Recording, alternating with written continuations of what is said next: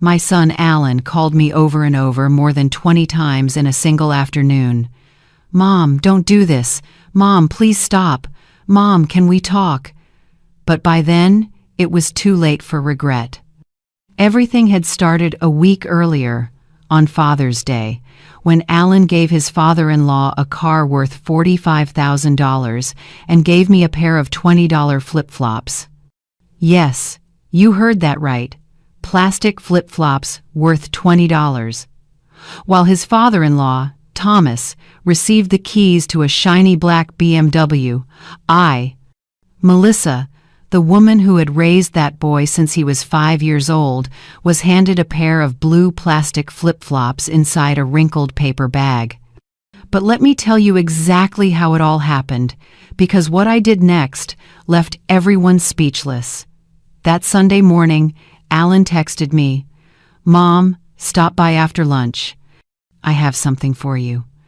I thought it would be a family meal like always, maybe a small gesture of appreciation I had waited for all these years. How naive I was. I woke up early, as usual. At 72, sleep no longer comes deeply. I took a shower, put on my favorite white blouse, the one Alan had given me years ago when he still cared about my opinion, and sprayed a little perfume my late husband once said suited me best. On my way there, I stopped by the bakery on the corner and bought the chocolate cake my son had loved since childhood.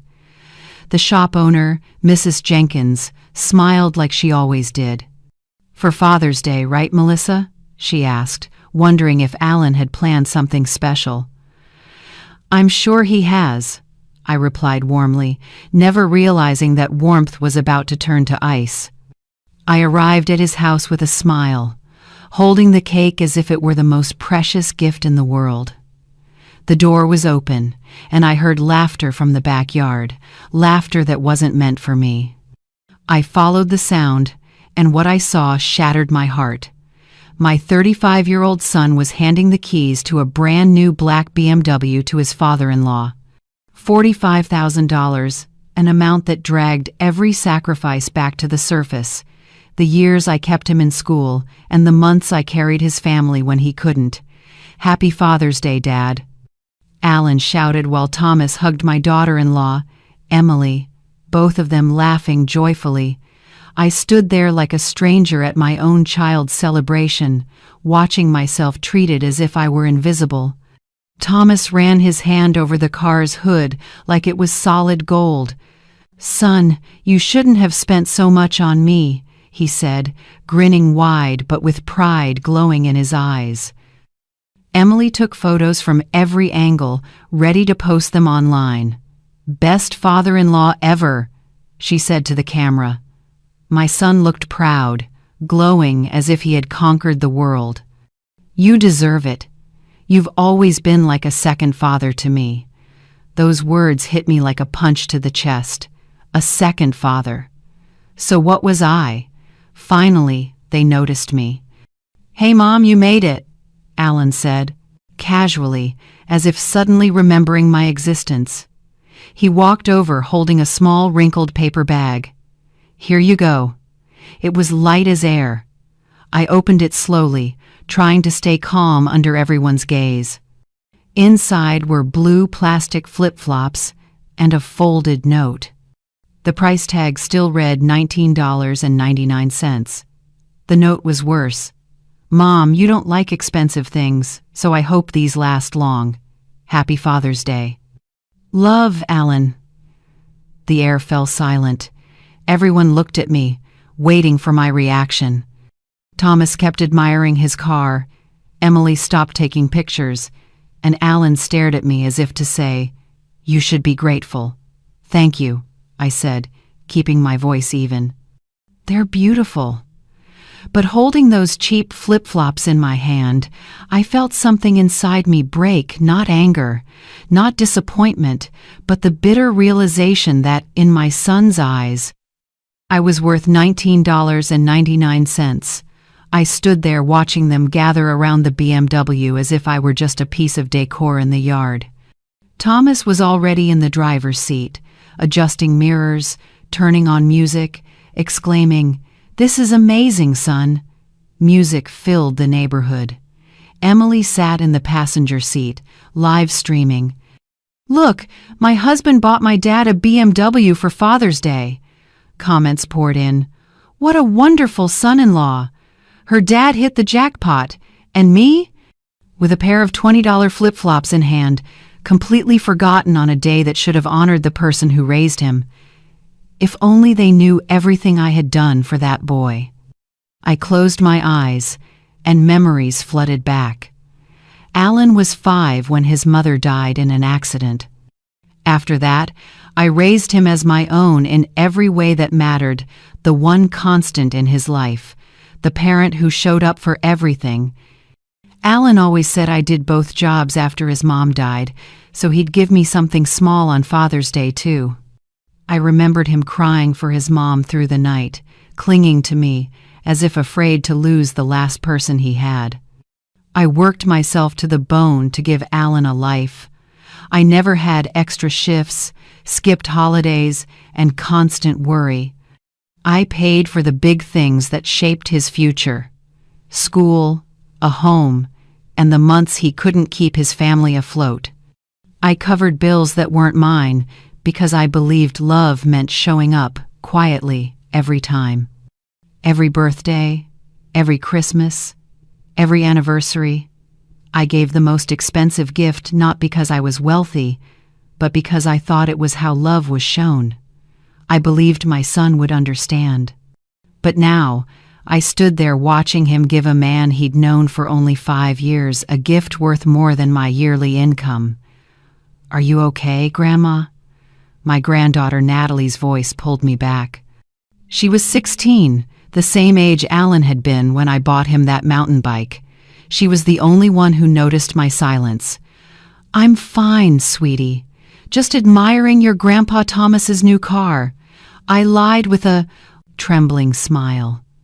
Natalie looked at me with those bright eyes she'd inherited from her grandmother.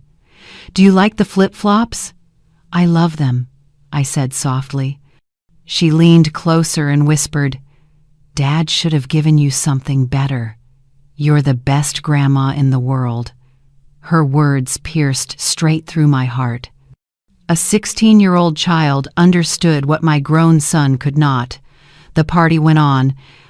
Thomas kept showing off the car. Alan basked in praise for being so generous, and Emily live-streamed like a celebrity. I sat there holding the flip-flops, wondering when I had become a stranger in my own family. I looked at the chocolate cake I'd brought untouched. It sat there whole and quiet, just like me. I cut a piece and tasted it. The bitterness on my tongue was the flavor of years spent giving without ever receiving.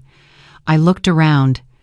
Neighbors, Emily's friends, Alan's co-workers all crowded around the BMW, praising my son for being such a devoted man. Not one asked what my son had given me. Thomas came over, beaming. "Melissa, isn't your son amazing? Look at this car." His tone dripped with smugness, as if to remind me that he was worth $45,000 and I was worth 20. "It's beautiful," I replied, forcing calm. "Alan's always been like a son to me," Thomas went on. "From the day he met Emily, I've treated him like family, and now he's returned the favor." Every word from his mouth cut like a knife. Alan was never his son, but he treated him better than the woman who'd raised him his whole life. As I left, Alan gave me a half-hearted hug. "Thanks for coming, Mom. Hope you like the flip-flops." I walked to my 15-year-old Toyota, the car that still ran only because I couldn't afford to replace it. On the way home, the flip-flops lay on the passenger seat mocking me. That night, sitting in my favorite armchair and staring at them on the table, I made a decision that would change everything. I couldn't sleep. I sat there until dawn, staring at those flip-flops as if they were proof of my worthlessness.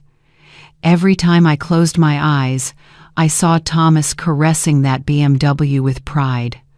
I replayed the laughter from that day, feeling the same sting in my chest as when Alan handed me that crumpled paper bag. I stood up, went into my bedroom, and opened a shoebox I'd kept for years. Inside were receipts, invoices, every record of what I had poured into my son's life. Not because I was keeping score, but because my late husband had always told me to save paperwork for taxes. I spread them all over the bed and began to look through them one by one. The first was from when Alan was 8 swimming lessons, $200 a month for 2 years. "Mom, I want to swim like Michael Phelps," he used to say. He never became a swimmer, but I paid every penny. Next was the receipt for a computer I bought him at $12,500 back then. A fortune for me at the time. "It's for homework," he said, but it was really for games. I paid it off over 12 months. Then came the college tuition, $30,000 a year for 4 years, totaling $120,000. Attached were bank loan statements, overtime slips, and weekend shifts I never took off. The wedding invoice, $15,000 for a 6-hour event. The second loan I'm still paying off at 72. Proof of the house help, $10,000 for the down payment, $5,000 for furniture, $3,000 for the air conditioner, and $2,000 for the fence. When Alan was unemployed, I covered their $2,000 mortgage each month for 8 months, plus $500 a week for groceries, not to mention Emily's hospital bills and Natalie's martial arts classes that I couldn't bear to cancel.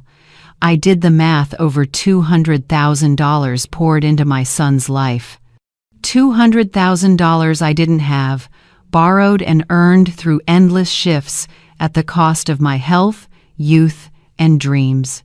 And in return, he gave me $20 flip-flops. But it wasn't just about the money.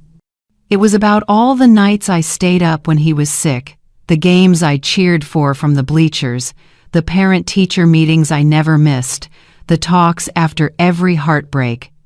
I remembered when he was 17, heartbroken, locked in his room for 3 days without eating. I sat outside the door for hours, telling him about my own first love, explaining that pain doesn't last forever. He finally opened the door and hugged me, crying. "Thanks for understanding me, Mom." I remembered his college graduation when he walked across the stage, pointed at me in the crowd and shouted, "This one's for you, Mom." I cried like a child that day, prouder than ever. I remembered the night he called from the hospital at 3 a.m., his voice trembling with emotion. "Mom, I have a daughter. She's beautiful, an angel. Come now.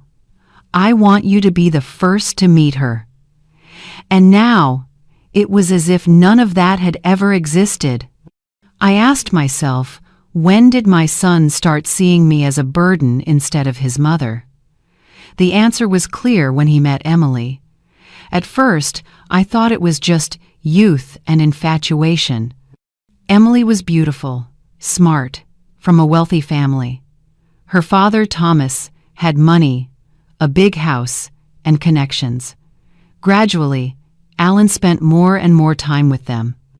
"They're teaching me about business, Mom," he said. "Emily's dad has contacts that could help me in the future." The calls became rarer, the visits shorter. Every plan with me was canceled because of something at Emily's family. But whenever he needed money or got into trouble, I was still the first person he called.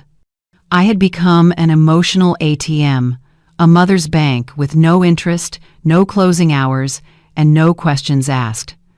Looking at those papers, I felt something I hadn't felt in years: pure clarity. Alan had made his choice, not by accident, not by forgetfulness, but deliberately, giving Thomas a $45,000 car and giving me $20 flip-flops. He chose to make me feel small on a day that should have honored me, and now I had to choose too. I could keep being the mother who accepted scraps of attention just to stay close to her son.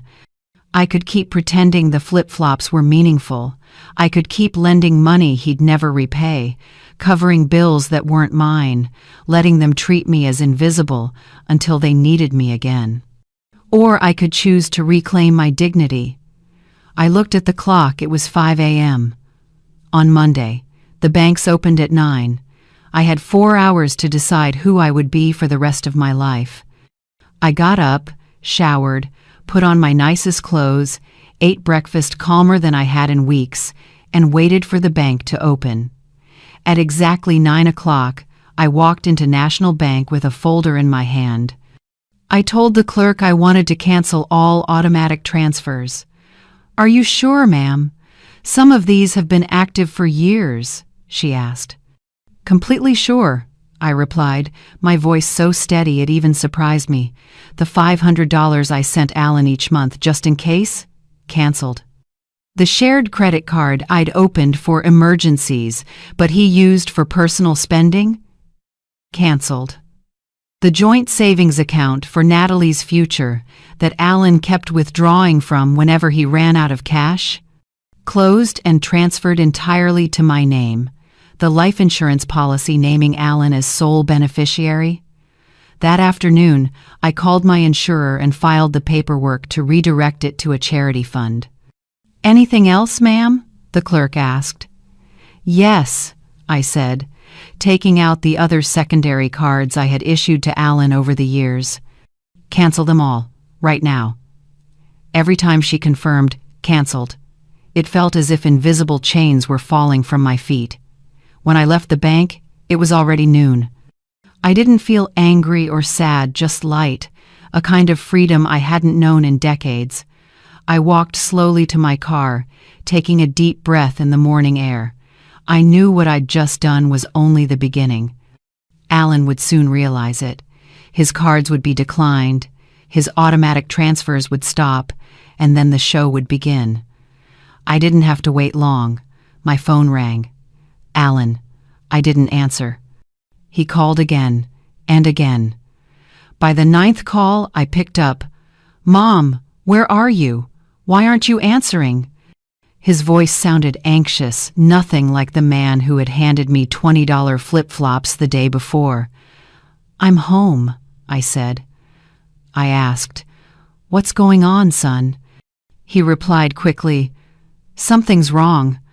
My credit card got declined at the grocery store. I called the bank, and they said it was canceled. Do you know anything about that?" His tone wasn't anxious anymore, it was angry, like he had a right to use my money without asking. "Yes, I canceled it this morning," I said, calmly, as if we were discussing an oil change. "What? Why would you do that? I use that card for emergencies." "What kind of emergencies, Alan? Like buying a BMW for your father-in-law?" Silence. I could hear his quick breathing on the other end. "Mom, that has nothing to do with this. I paid for that car myself." "With your money? The money you have only because you don't pay rent, insurance, or any other bills because I've covered them all? That money?" "It's not like that, Mom. You know I work hard." "Work hard? Sure, but with the support I provide. Tell me, how much of my money did you spend last month?" The silence this time lasted longer. "I don't keep track, Mom. We're family." "Yes, family. That's exactly why I thought I deserved something better than $20 flip-flops on Father's Day. It was just a gift." "You're overreacting." Overreacting. That word felt like a slap. To him, my pain was drama. My disappointment was too emotional. My feelings meant nothing. "It's not drama, Alan. It's dignity. And today, I decided to take it back." "What are you talking about?" "From now on, you'll have to live on your own money. No more transfers, no more cards, no more allowances. Let's see how you afford a BMW when you're paying all your expenses yourself." "You can't do this. I have responsibilities.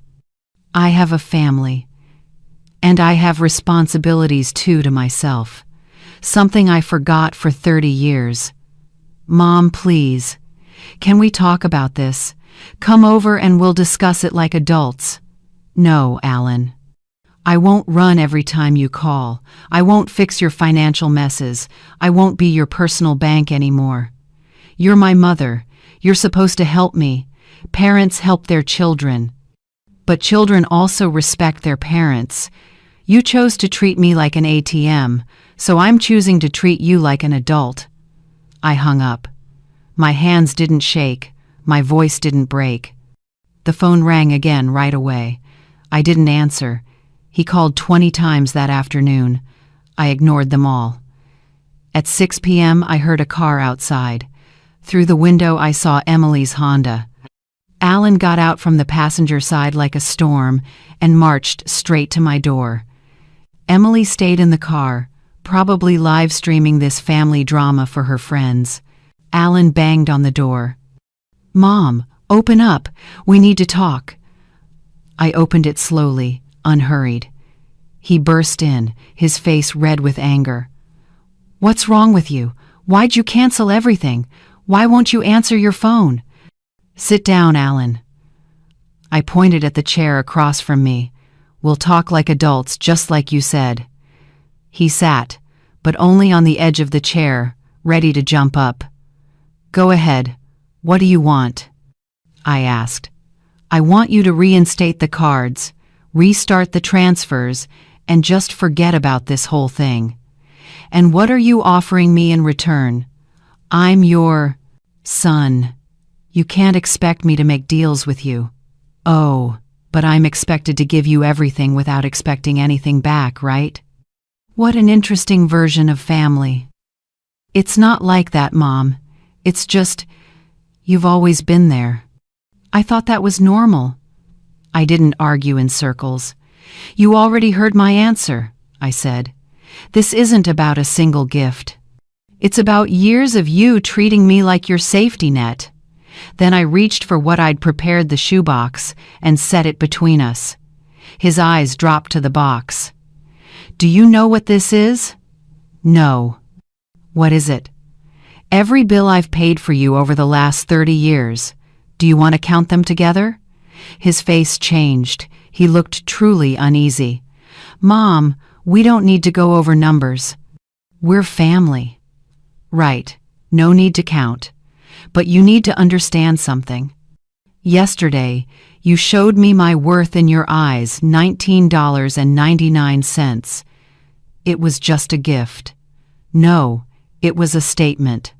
And this is mine. Alan went silent, head down. I could see him trying to find a way to twist things around. Okay, he finally said, lowering his voice. I'm sorry about the flip-flops. I was wrong. Next time, I'll get you something better. There won't be a next time, Alan. What do you mean? I won't wait around for crumbs of attention anymore. I won't beg for respect. And I won't pay to be loved. He jumped up, furious. This is ridiculous. You're destroying our family over a gift. No, Alan. You destroyed it the moment you decided I was worth less than a stranger. I'm just accepting the truth. Thomas isn't a stranger. He's Emily's father, and I'm the one who raised you, who paid for everything you have, who never said no. So what does that make me?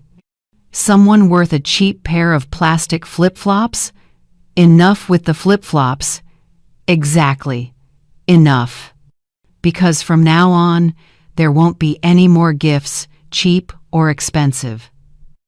Alan stood in the living room, staring at me like he didn't recognize the woman before him.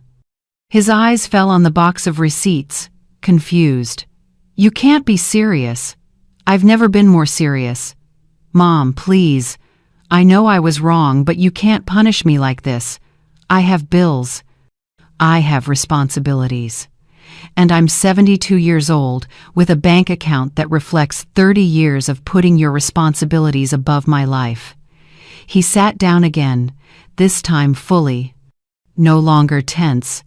I didn't know you felt this way, he said quietly. For a moment, I thought maybe he finally understood. Didn't know, Alan? Yesterday you gave me $20 flip-flops on the same day you gifted a BMW to a man you've known for 5 years. You really didn't think that would hurt me? I just thought you'd understand. I did it strategically, to keep a good relationship with Emily's family. Strategically? Humiliating your mother was a strategy? No, I just wanted to make a good impression on Thomas. He has connections that could help my career. And there it was. I was nothing but a sacrifice for my son's ambition. So you admit you traded me for personal gain? Don't say it like that. I just knew you'd always be there. I thought you'd understand. Yes, I always understood. I always endured. I never said no. I was so reliable you thought you could walk all over me to please someone else. That's not true. It is, Alan. And it happened because I allowed it for decades. He lowered his head, silent, perhaps realizing the weight of what he'd done. I couldn't tell if he felt regret or just fear of losing his benefits. What can I do to fix this? He asked softly. You can't, Alan. You can't erase 30 years of disregard. You can't erase the moment you chose to humiliate me to impress others. But I can change. I can do better. Maybe for others. But with me, it's too late. Don't say that. I'm still your son. Biologically, yes. Emotionally, I'm not so sure anymore. I saw his face fall. At least now he could feel a fraction of the pain I'd carried. Mom, please give me a chance to make it up to you. I'll work harder, make more money, maybe get 2 jobs. For what? To buy me expensive gifts? I don't need gifts. I don't need love that has to be paid for. No, not paid love, real love. Real love doesn't humiliate the person you claim to love. Real love doesn't use someone like a cash machine. Real love never trades another person's dignity just to gain approval. Alan jumped up and paced around the living room. I could see panic growing in his eyes. Fine. You're right, Mom. You're absolutely right. I'm a terrible son, selfish and unfair. Is that what you want to hear? No, Alan. I don't need to hear anything. What I need is peace. Then how can I earn your forgiveness? You can't. Forgiveness is something I give when I choose to, not when you demand it. So what now? Am I no longer your son? Are we done? You'll always be my son, but only if you act like one. Until then, you're just a 35-year-old man who needs to learn how to live without relying on his mother. That's cruel, he said, his voice cracking. Do you know what cruelty is, Alan? Cruelty is giving a stranger a BMW and your mother a pair of plastic flip-flops. Cruelty is using your mother's money to impress others. Cruelty is calling her real pain drama. I get it. I know I was wrong. What more do you want?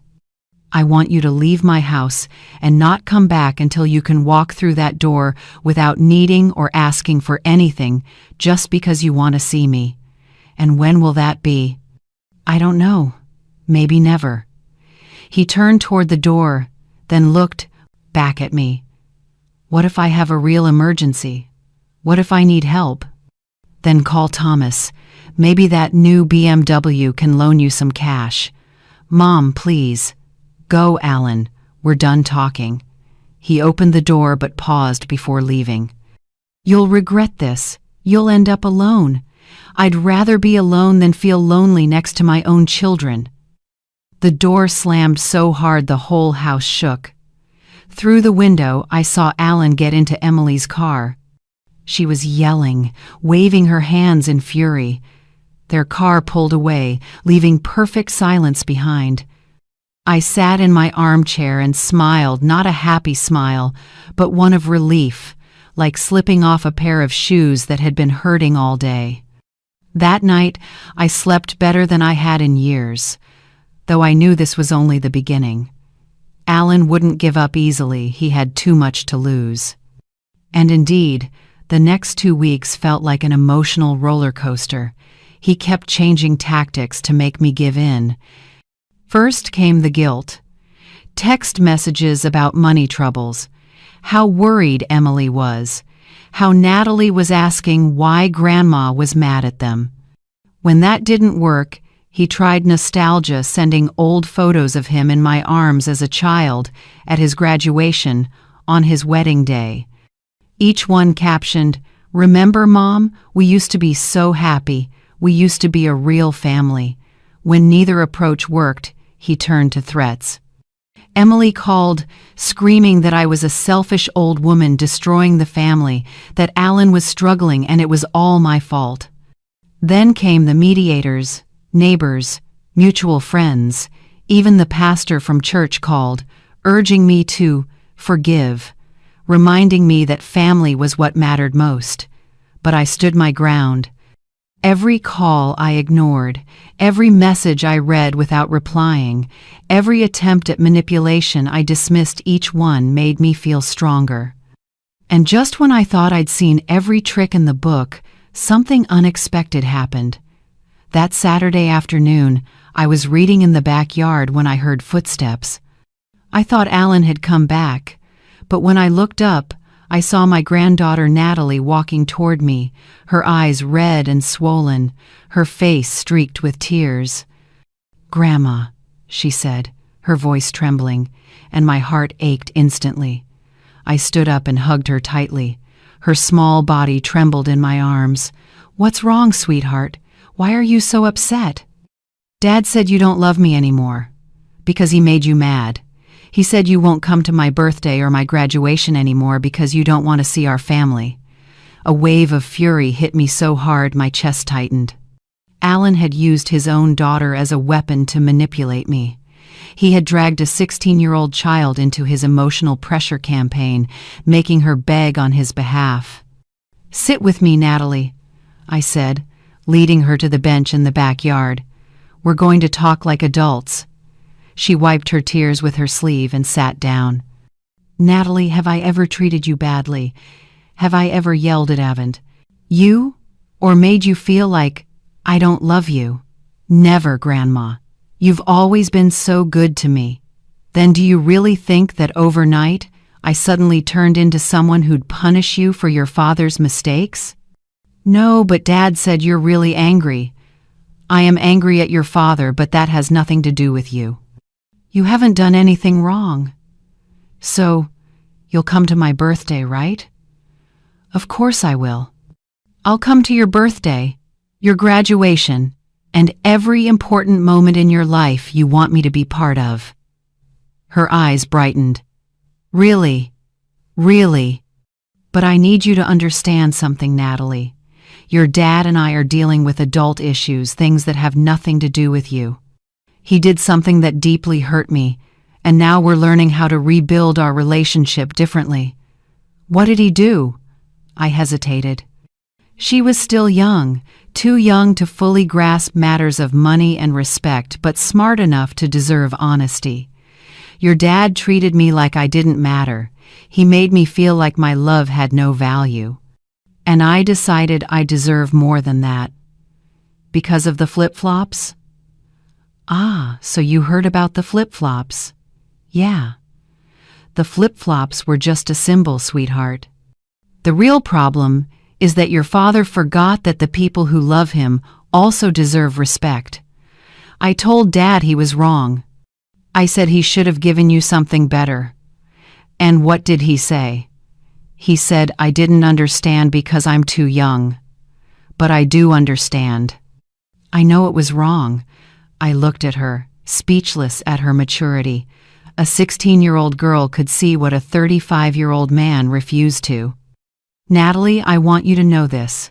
No matter what happens between your dad and me, you will always be my beloved granddaughter.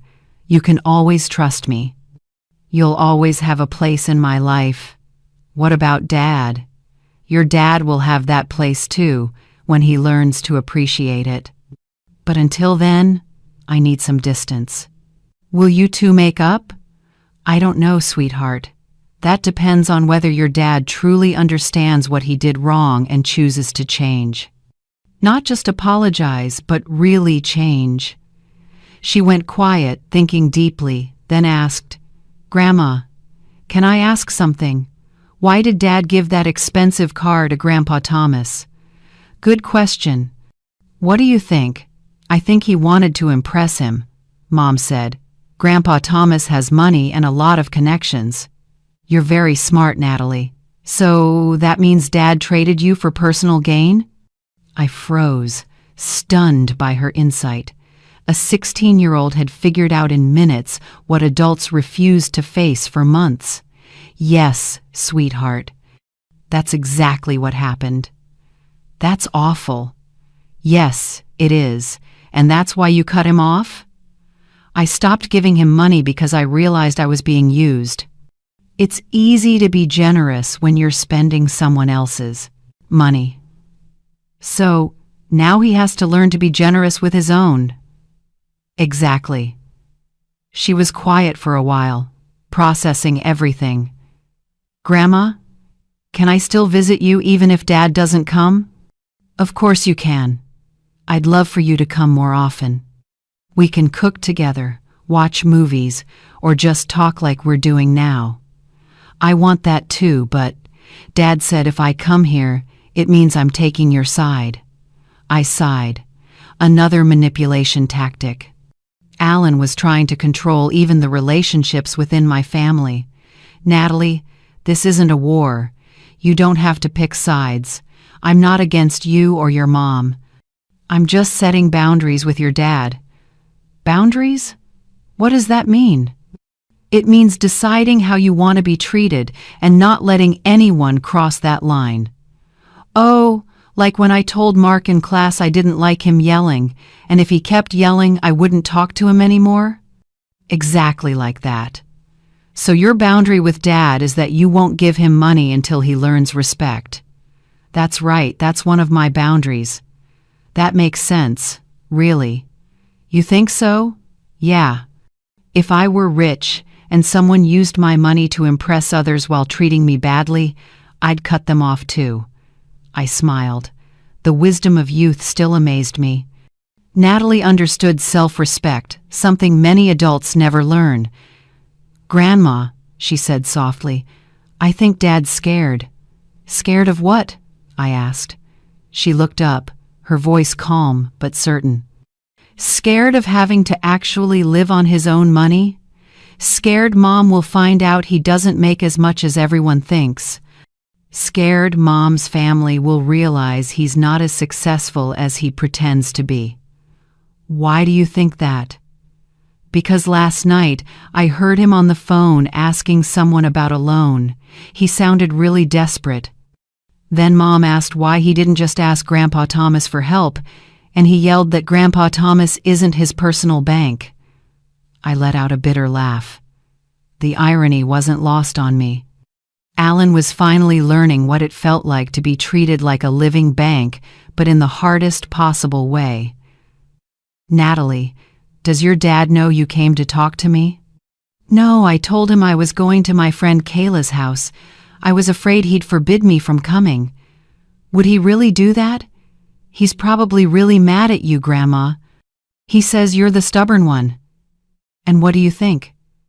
"I think Dad made a big mistake, and now he doesn't know how to fix it without admitting he was wrong." I looked at my granddaughter with deep affection. "You're too smart for your age. Do you know that? Mom says it's because I spend too much time with adults instead of acting like a normal teenager. Your mom's right, but that's not a bad thing. It helps you see truths that many adults can't face." Natalie stayed until evening. We cooked a simple dinner, watched one of her favorite old movies, and talked about her college plans. It was the most natural, peaceful conversation I'd had in weeks. When it was time for her to go, she hugged me tightly. "Grandma, thank you for explaining everything. I understand so much better now. Thank you for coming, sweetheart. And remember, you can visit any time you want. Even if your dad gets angry, he has no right to stop you. You're old enough to decide who you want in your life." She walked toward the bus stop, and I stood in the doorway watching her go. One conversation with my granddaughter had brought me more clarity than I'd felt in years. Natalie's clear perspective made me realize I wasn't crazy, that my feelings were valid, that my boundaries were fair.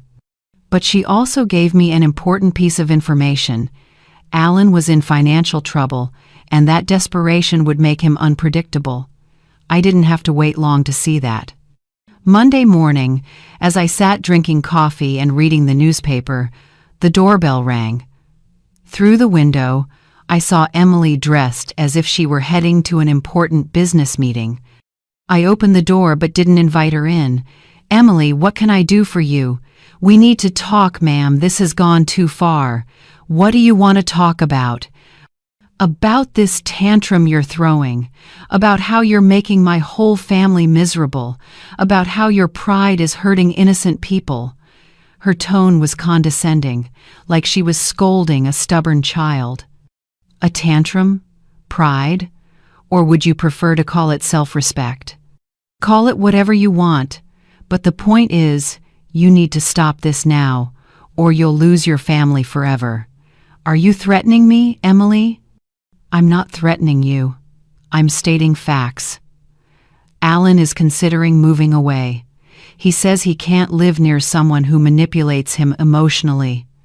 Emotional manipulation? I laughed. Is that what you call facing the consequences of his actions? Are you saying I use money to control my son? I stared straight at her. Emily, do you have any idea how many years Alan spent my money without asking? How many times he used my money to support your household while giving me nothing but indifference in return? That's different, she said quickly. Parents helping their children is natural. Parents help children who respect them. They don't bankroll grown adults who treat them like ATMs. Alan respects you. Really? Giving me cheap flip-flops while buying your father a BMW, is that respect? Oh, come on, are you still not over that? You're going to destroy this family over a gift? I'm not destroying anything, Emily. I'm just refusing to fund my own humiliation. You're selfish. And you're a woman who's gotten too used to living off other people's money. Maybe it's time you start living on what you and your husband actually earn. Her face flushed red with anger. You know what? You're right. I got used to help because Alan said that's how you show love. He told me you like feeling generous, that it makes you feel needed. He said that? Yes. Alan told me if we didn't accept your help, you'd feel rejected, that you needed to feel necessary. I stood still. So Alan had lied even to his wife, just to justify using my money. And you believed that? Why wouldn't I? He's my husband, and it sounded reasonable. A lot of older parents like feeling useful by helping their kids. Emily, did it ever occur to you to ask me directly if that was true? Why would I? Alan knows his mother better than anyone. Apparently, he doesn't know me at all. She went quiet for a moment, her expression shifting as realization dawned. Maybe she saw that her husband had been lying. So you never really wanted to help us? I wanted to at first when I thought it was temporary, when I believed Alan would eventually become independent. But he turned it into a lifestyle, an expectation.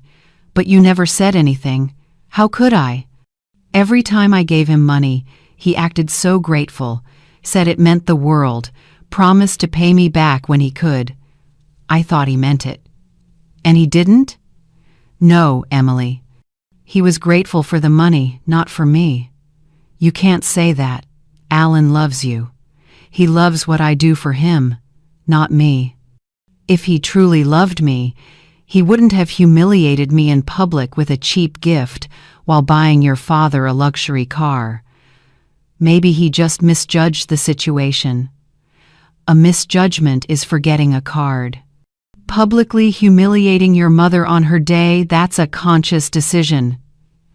Emily fell silent for a long moment, then finally asked, "Melissa, is this really just about the flip-flops, or is there more?"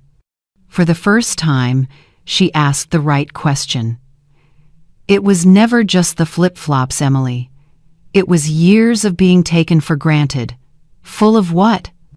Of being treated like a guest in my own child's life. Of only being called when they needed money. Of 5-minute visits while they spent hours with your family. Of being left out of important decisions about my granddaughter. No one ever asked how I felt. They just assumed I'd always be there no matter how they treated me. So what now? You're just not part of the family anymore? I'll be part of the lives of those who truly value me. Natalie will always be my granddaughter. And you, Emily, can still be my daughter-in-law if you learn to see me as a person, not a resource. And Alan, when can he be your son again? When he learns how to act like one. This isn't about forgiveness, Emily, it's about respect. Alan has to prove he sees me as his mother, not his financier. And how does he do that? That's something he'll have to figure out himself. I'm not handing out instructions on how to love me. This all sounds so complicated. No, it's very simple. Either respect or don't. Either value or exploit. Either be my son or be a stranger. You can't pick which one whenever it suits you. Emily sat quietly for a moment before speaking softly. My dad would never cut me off, no matter what I did. That's true, I said. But your father also didn't work for 30 years to support his grown child's lifestyle and then receive a pair of $20 flip-flops as a thank you. I looked straight into her eyes. Now tell me honestly, do you really think Alan was right to give me those flip-flops and give your father a BMW? She stayed silent for a long time before whispering, "No, that wasn't right." "And do you think Alan knows that?" "I think he does, but he can't admit it. Because admitting it means facing how wrong he's been for so long." "Exactly. And until he admits it, nothing will ever change. If one day he truly realizes it and comes to apologize, that will be the first step, but words alone aren't enough. Real change has to show in his actions." "What kind of actions?" "Actions that prove he sees me as his mother, not his banker." Emily left looking thoughtful. I sat there for a long time after she was gone. The next few days were quiet. No calls, no messages, no one at the door. A strange silence hung over everything like a temporary truce where everyone was quietly reflecting. I used that stillness to do something I had forgotten for years. Think about myself. I realized that for too long, I had lived only as Alan's mother, Natalie's grandmother, the provider of the family, and had completely forgotten Melissa, the woman with her own likes, wants, and sources of happiness. One morning, I woke up not wondering whether Alan needed money or if some bill might have gone unpaid. I went to the kitchen and cooked myself a real breakfast just for me. That morning, I made scrambled eggs with mushrooms, crispy bacon, buttered toast, and a cup of Colombian coffee I'd been saving for special occasions. I ate slowly, savoring every bite while reading the newspaper from start to finish without rushing. It felt luxurious, something I hadn't allowed myself in decades. After breakfast, I went for a walk in the nearby park. I had driven past it thousands of times, but had never stopped to actually go in. The park was more beautiful than I'd imagined, benches shaded by tall trees, a small pond with ducks gliding across it, clean walking paths where older folks exercised. I sat on one of the benches and watched life around me. An elderly couple played chess at a concrete table. A woman about my age scattered breadcrumbs for the ducks. A small group practiced Tai Chi on the grass. "First time here?" A woman's voice called from behind me. I turned to see a woman around 65, with neatly combed silver hair and a kind face. Yes, I smiled. First time I've actually stopped to enjoy it. It's a wonderful place to think, she said. I've been coming every morning since I retired. What did you do before retiring? I was a nurse 35 years at the General Hospital. What about you? I worked in a factory for 40 years. That must have been tough. It was, but I liked it. It gave me purpose. And what gives you purpose now?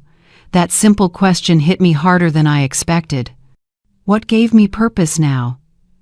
For decades, my purpose had been Alan, working for him, saving for him, fixing his problems, making his life easier.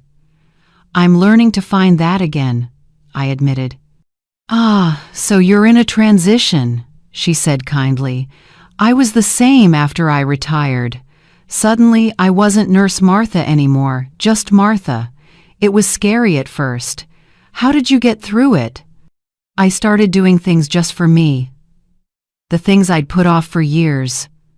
I learned to paint, traveled alone, joined a book club. Didn't you feel selfish? At first, yes. But then I realized living your entire life for others isn't noble, it's self-destructive. You can't give what you no longer have. Her words sank deep inside me. For so many years, I had drained myself dry to fill everyone else's lives. Can I ask you something personal? Martha said. Of course. Have you lost someone recently? Is that why you're reflecting like this? You could say that. I lost the illusion that I was valued by the people I loved most. Ah, that's the hardest kind of loss, when you realize you've given everything to those who only know how to take. Exactly. Do you still have family? I have one grown son and a granddaughter. My son and I, let's say we don't see eye to eye on respect, but my granddaughter, she's an angel. The only one who really sees me as a person. Grandkids are often wiser than their parents, Martha smiled. They're not trapped by the emotions between parent and child. That's true. Let me give you one piece of advice, she continued. Don't spend your life waiting for others to change. Live in a way that makes you happy whether they change or not. If they do and add to your happiness, wonderful. If they don't, you'll still be happy. That sounds simple. It is simple, but not easy. Easy because the formula's clear, hard because it takes courage to set boundaries and hold them. I just learned how to set boundaries. And how does it feel? Liberating and terrifying. Good. That means you're doing something meaningful. We talked for more than an hour. Martha told me about her travels, about taking up watercolor painting at 60, about how her book club changed her outlook on life. You should come to my book club next Wednesday, she suggested. We're reading something about second dollars. Chances. I'm not sure I'm the social club type. No one is at first. But it's a great way to meet people who are in the same chapter of life. You really think I should come? I think you should do everything that sparks your curiosity. At our age, curiosity is a rare gift. That afternoon, I left the park with Martha's phone number and an invitation to her book club, but more importantly, I left with a new perspective on life.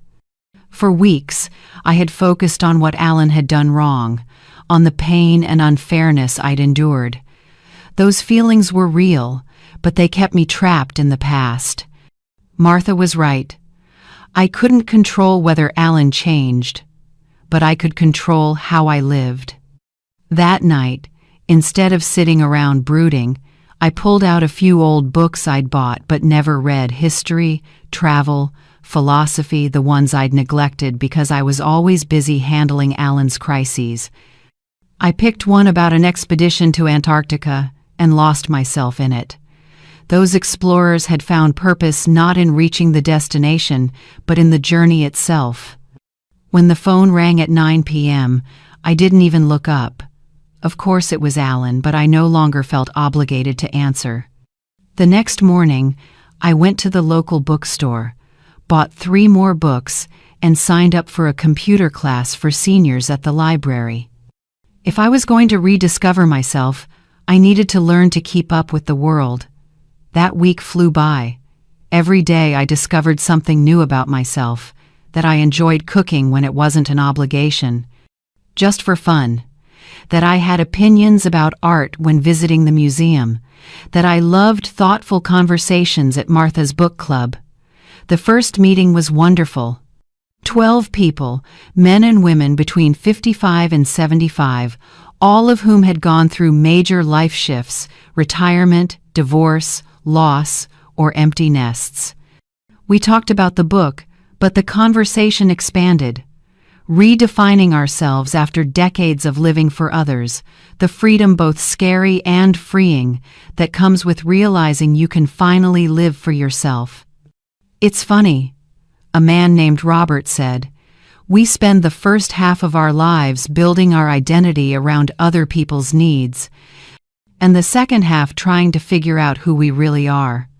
The problem, a woman named Karen added, is that sometimes the people from our first half don't know how to handle this new version of us. So, what do they do when that happens? I asked. Depends, Karen replied.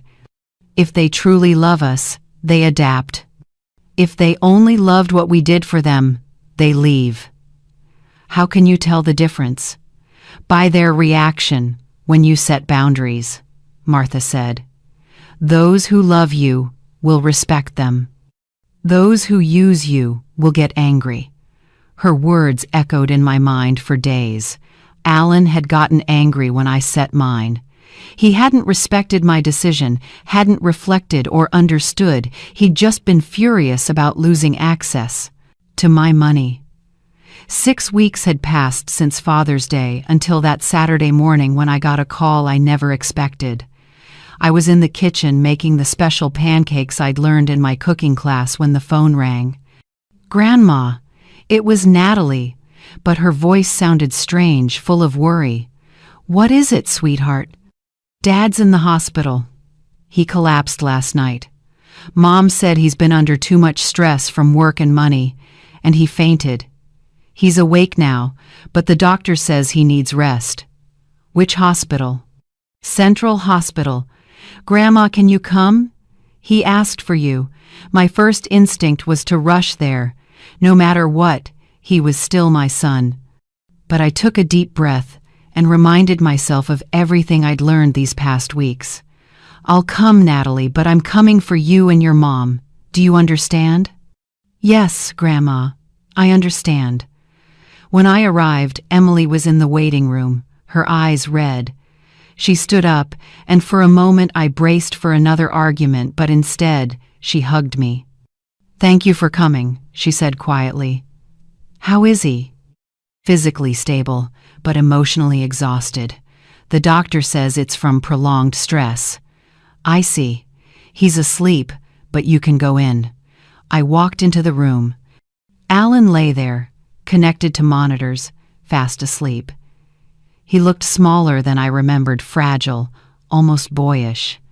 In that moment, I didn't see the 35-year-old man who'd given me cheap flip-flops. I saw the little boy who once needed his mother. But then I remembered Martha's words. Those who truly love you will respect your boundaries. Those who only use you will resent them. I sat in the chair beside his bed but didn't hold his hand. I wouldn't pretend everything was fine just because he was in a hospital. After nearly an hour, Alan opened his eyes. When he saw me, tears welled up. Mom, he whispered. Hi, Alan. How are you feeling? Tired. Really tired, he said softly. The doctor says you've been under a lot of stress. Yeah, a lot. He fell silent for a while, staring at the ceiling. Mom, can you forgive me? Why do you want me to forgive you, Alan? For everything, for the flip-flops, for not valuing you, for using your money, for treating you badly. Do you really understand why that was wrong? Or are you just saying it because you're in a hospital bed? I understand now. Actually, I think I always did, I just didn't want to admit it. Why not? Because admitting it means accepting that I've been a bad son, and I didn't want to be that person. Alan, you're not a bad son. You're a son who made mistakes, big ones. Yeah, big mistakes. There's still a way to fix them. It depends on what you're willing to do. Whatever it takes. Saying whatever it takes isn't an answer, Alan. It's what people say when they're desperate.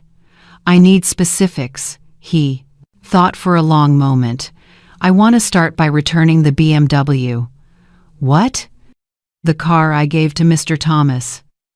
I want to return it to the dealership and use the money to start paying you back. Alan, where did the money for that BMW come from? From my savings, because you covered most of our expenses, so it wasn't really your money. No, it was money I was able to save because you paid for everything. And how do you feel admitting that? Ashamed. Really ashamed. Good. Shame is the first step toward change. So will you let me return the car? No, Alan. You're still missing the point. The issue isn't money, it's respect. Then what do you want me to do? I want you to learn to truly live on your own money, to value relationships more than appearances, to learn how to be a son before trying to be a husband. How do I do that? That's something you'll have to figure out yourself. I can't give you a manual. In the meantime, I'll keep living my life. If you want to be part of it, you'll have to prove you value me as a person, not as your provider. So, you're never going to help me again? It means help has to be earned through respect and maintained through gratitude. It's not an automatic right. I understand. Do you really understand? Or do you just think you do? I think I'm beginning to, but I'll probably need time to fully grasp it. That's the first step. Admitting you don't completely understand. We talked for another hour. It wasn't some magical reconciliation that fixed everything, but it was the first real conversation we'd had in years. Alan admitted to specific mistakes, showed genuine remorse, and most importantly, didn't ask for things to go back to how they were. When I left the hospital that afternoon, I didn't know if Alan had truly changed or if he was just saying what he thought I wanted to hear. But I felt a small flicker of hope. 6 months later, I can honestly say Alan has changed imperfectly, but genuinely, he found a second job to become financially independent. He started therapy to understand his own behavior. He returned the BMW and used the money to pay off his own debts. More importantly, he began visiting me without asking for anything. Every Sunday morning, we sit together over coffee and talk about life, goals, fears, everything except money. Natalie visits more often too. She cooks with me, teaches me about technology, and tells me about her college plans. Our bond is stronger than ever. As for me, I'm still on my journey of rediscovery. I still go to the book club. I've started traveling alone, learned to use the computer, and even begun writing my memoir. I've forgiven Alan, not completely, but I've started. Forgiveness isn't an event, it's a process. And I've learned that forgiveness doesn't mean letting things go back to how they were. It means releasing resentment while keeping the lesson. The relationship between Alan and me will never be what it once was, and that's okay. Before, it was an unbalanced bond where I gave everything, and he only took. Now, we both contribute, both appreciate each other, and both understand that respect must flow both ways. Every morning, when I look in the mirror, I see a woman completely different from the one I was a year ago, a woman who's learned that it's never too late to demand respect, that self-love is not selfish, that sometimes you have to lose a relationship to save it. And you, what about you? If it were you, would you have the courage to set boundaries with the people you love to protect your own peace of mind? Share your thoughts in the comments below. I'd love to hear your story. And if you'd like to keep walking with me through these journeys of forgiveness, of family, and of love, stay with me, because every week we'll open a new chapter together, gentle yet full of meaning.